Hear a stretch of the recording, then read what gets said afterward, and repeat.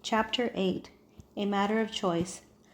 I will glean alone today, Scythe Faraday told Rowan and Citra. One day in February, the second month of their apprenticeship. While I am gone, I have a task for each of you. He took Citra into the weapons den. You, Citra, shall polish each of my blades. She had been in the weapons den nearly every day for lessons, but to be there alone, nothing but her and instruments of death, was entirely different. The scythe went to the blade wall, which had everything from swords to switchblades. Some are merely dusty, others tarnished. You shall decide what type of care each one needs. She watched the way his eyes moved from one blade to another, lingering long enough perhaps to recall a memory. You've used them all? She asked. Only about half of them, and even then for only one gleaning. He reached up and pulled a rapier from the fourth wall, the one with the older looking weapons. This one looked like the kind one of the Three Musketeers might have used. When I was young, I had much more of a flair for drama. I went to glean a man who fancied himself a fencer, so I challenged him to a duel. And you won? No, I lost twice.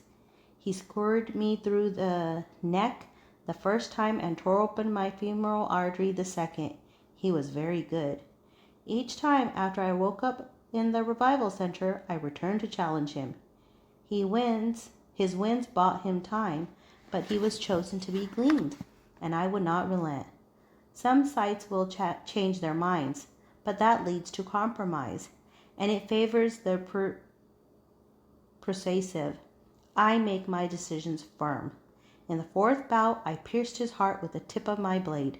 As he breathed his last, he thanked me for allowing him to die fighting. It was the only time in all my years as a scythe that I had been thanked for what I do. He sighed and put the rapier back in what Citra realized was a place of honor.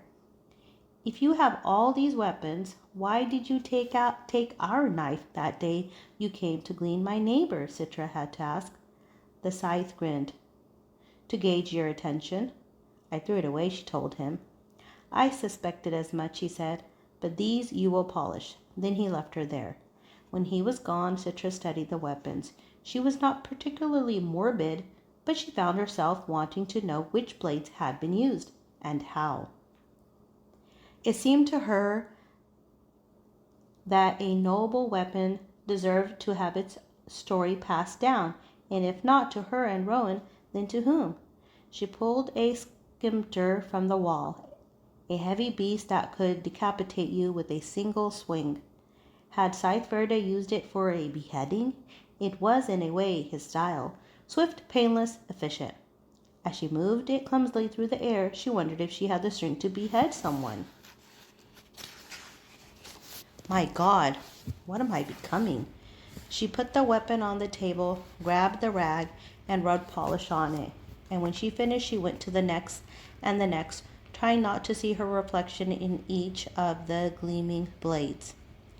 Rowan's task was not as visceral, but was even more troubling. Today you shall lay the groundwork for my next gleaning, Scythe Faraday told him, then gave him a list of parameters that tomorrow's subject should have. All the information you need is in the thunderhead, if you're clever enough to find it. Then he left for the day's gleaning. Warren almost made the mistake of giving the list of parameters to the thunderhead and asking it for a subject, until he remembered that asking the thunderhead for a census was strictly forbidden for scythes. They had full access to the great cloud's wealth of information, but could not access its algorithmed conscious mind. Scythe Faraday had told them of a scythe who tried to do so. The thunderhead itself reported him to the high blade, and he was severely disciplined. How is a scythe disciplined? Rowan had asked. He was put to death 12-fold by a jury of scythes, then revived each time. After the 12th revival, he was on probation for a year. Rowan imagined a jury of scythes would be very creative in their methods of punishment. He suspected that dying 12 times at the hands of scythes would be a lot worse than splatting. He began to enter He began to enter each search parameters. He was instructed to have his search include not just their city, but all of Mid-America, which stretched nearly 1,000 miles across the middle of the continent. Then he narrowed the search to towns with populations under 10,000 that were also on the banks of rivers, then to homes or apartments that were within 100 feet of the river bank. Then he searched for people 20 and older who lived in those residences. That gave him more than 40,000 people. He had done that in 5 minutes. The next few requirements were not going to be as easy to nail down. The subject must be a strong swimmer. He got a list of every high school and university in each river town and cross-referenced everyone who had been on a swim team for the past 20 years or had registered for a triathlon. About 800 people. The subject must be a dog lover. Using Scythe Faraday's access code, he found the subscription list of every publication and blog dealing with dogs. He accessed pet store databases to get a list of anyone who made regular purchases of dog food over the past few years. That brought the number down to 112 names. The subject must have a history of heroism in a non-professional capacity. He painstakingly searched for words like hero, bravery, and rescue for all 112 names. He thought he'd be lucky if a single one came up, but to his surprise, 4 of them were noted as having done something heroic at some point in their lives. He clicked on each name and brought up 4 pictures. He immediately regretted it, because the moment those names had faces, they became people instead of parameters. A man with a round face and a winning smile, a woman who could have been anyone's mother, a guy with a bad case of bad hair, a man who looked like he hadn't shaved in 3 days, 4 people, and Rowan was about to decide which one would die tomorrow? He immediately found himself leaning toward the unshaven man, but realized he was showing a bias. A person shouldn't be discriminated against because he hadn't shaved for a picture, and was he ruling out the woman just because she was a woman? Okay, then the guy with the smile. But was Rowan overcompensating now by choosing the most pleasant looking of them? He decided to learn more about each of them, using Faraday's access code to dig up more personal information that he really should have been allowed to. But this was a person he really shouldn't have been allowed to. But this was a person's life he was dealing with. Shouldn't he use any means necessary to make his decision fair? This one had run into a burning building in his youth to save a family member. But this one has 3 young kids. But this one volunteers at an animal shelter. But this one's brother was gleaned just 2 years ago. He thought each fact would help him, but the more he came to know about each of them, the harder the decision became. He kept digging into their lives, getting more and more desperate, until the front door opened and Scythe Faraday returned. It was dark out. When had night fallen? The Scythe looked weary, and his robes were splattered with blood. Today's gleaning was more troublesome than expected, he said. Citra came out of the weapons den. All blades are now polished to a perfect shine, she announced. Faraday gave her his nod of approval. Then he turned to Rowan, who still sat at the computer. And who do we glean next? I narrowed it down to 4. And, said the Scythe. All 4 fit the profile. And, said the Scythe again. Well, this one just got married, and this one just bought a house. Pick one, said the Scythe. And this one received a humanitarian award last year. Pick one, yelled the Scythe, with a ferocity Rowan had never heard from the man. The very wall seemed to recoil from his voice. Rowan thought he might get a reprieve as he had when Faraday asked him to hand that woman the cyanide pill. But no, today's test was very different. Rowan looked to Citra, who still stood in the doorway of the weapons den, frozen like a bystander at an accident. He was truly alone in this awful decision. Rowan looked at the screen, grimacing, and pointed to the man with the bed hair. Him, Rowan said. Glean him. Rowan closed his eyes. He had just condemned a man to death because he'd had a bad hair day. Then he felt Faraday put a firm hand on his shoulder. He thought he'd get a reprimand, but instead the Scythe said, Well done. Rowan opened his eyes. Thank you, sir. Were this not the hardest thing you've ever done, I'd be concerned.